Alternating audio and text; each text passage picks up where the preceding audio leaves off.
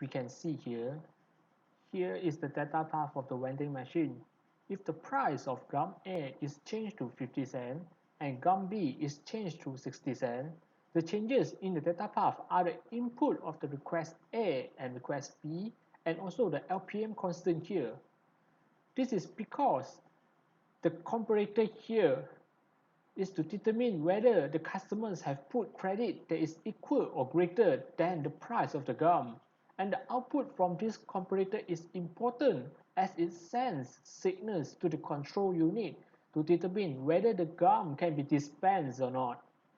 Wow, the changes to the input of this multiplexer here is to make sure that the system dispenses the right amount of balance back to the customer if the customers had insert credit more than the price of the gum.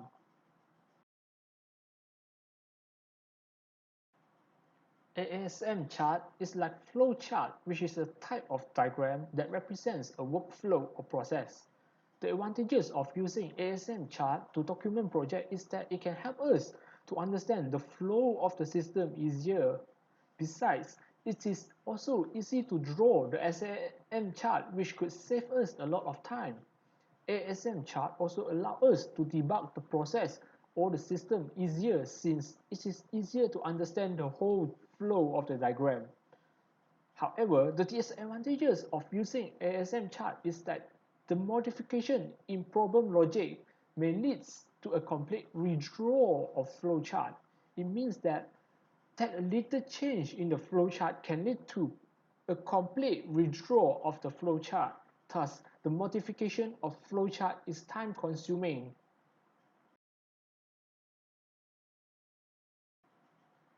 Sequence diagram is a diagram that shows the object interaction arranged in time sequence.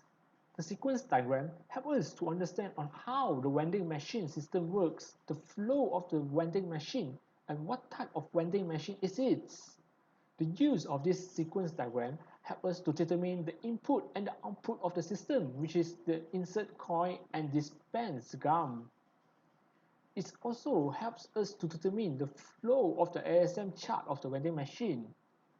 With the sequence diagram as a guideline for drawing ASM chart, an accurate ASM chart can be drawn.